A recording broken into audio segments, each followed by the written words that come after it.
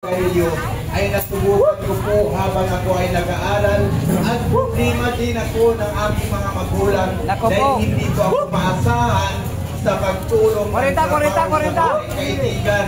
Dahil po ang aking mga piso, ang aking mga magulang parang kabiguan at kabagsakan ng kanilang buhay. Kaibigan,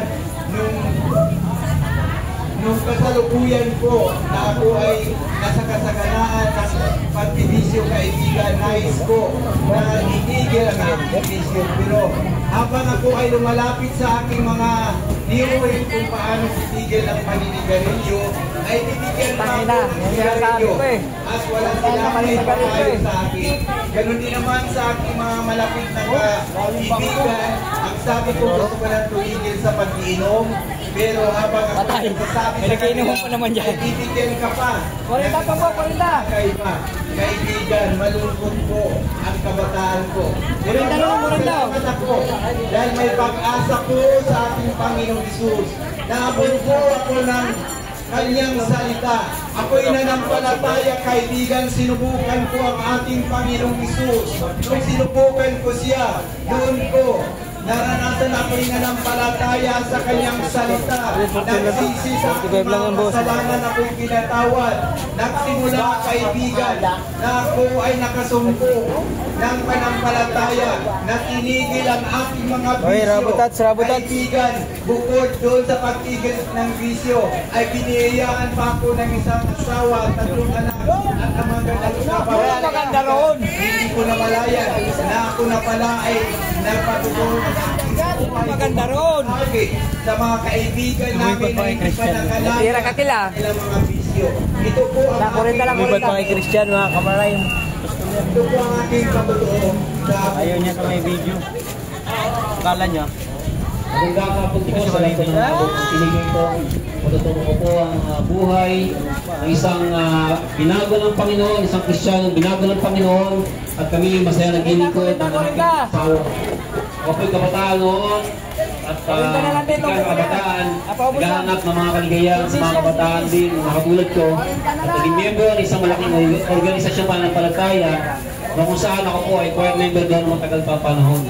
Bagamat laman ng simbahan ng matagal na panahon, andyan, luluhod ako, aawit kami, magdadasal kami kunwari, aaten ng mga misa. Pero sa kabila ng mga ritualis sa ginagawa namin, hindi binabago ng relihiyon ang aking buhay. Ganun pa rin, ako'y tahanan namin. Barging ka po ya. Ang salita ng Diyos sa akin, iniisip. Ganan, barging ka. Barging si boss Noli Boy. Boss Noli Boy, nagbabarging. Karay, barging si Noli Boy, oh. Shout out kay ate, 40 lang. Hoy, sandaan mo na yan. Bagay na masama sa Panginoon. Shout out.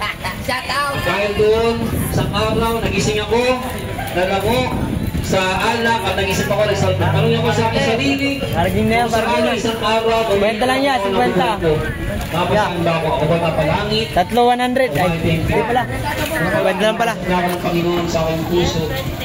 At doon, kilala ko ating Panginoong Hesus. Hindi pala sa mapamagpilay ko. Inaabot na ako ng Panginoon. Ngayon, ako ay may anak na. Bili natin, 50 lang te, tumpok. Te, mura na yan te, halika na.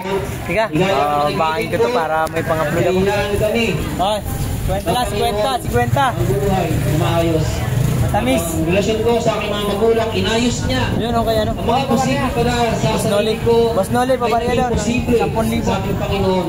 Kasi kung sa aking sarili lang, hindi ko yung maayos. Rabutats. Nagpapasalamat ako sa Diyos. Hanggang ngayon, masaya kami naglilingkod at pagpapatuloy ako hanggang sa dumating ang ating Panginoon. Rambutan. Nay, rambutan, Nay. Sa magandang hapon, sa tinig ko mga kaibigan, Marahil ito ay lagi ko napakinggan. Ay, kumuha ka ng ano, tumpok mo lang yung ano. Bahagi ng salita Tumpok mo rin yan doon. Hindi po kami nagsasawa na magbahagi sa inyo. Di ka pa muna kayo style. At ito po ang paraan ng Diyos sa kagaligtas ng bawat sumampalataya sa ating Panginoon Hesus Kristo. Kaibigan, Mura na, 40 na. ninyo ang patutuon ng mga ama ng tahanan, kung paano sila Ay, alina, pinagod ng Diyos, oh, hindi mura po na, ito oh. scripted, ito po ay nangyari sa kanilang buhay at naranasan nila kaibigan at ito po rin ang aking naranasan. Yes, 50 lang. Pinalaya din ng Diyos at ako po ay pinagod ng Diyos.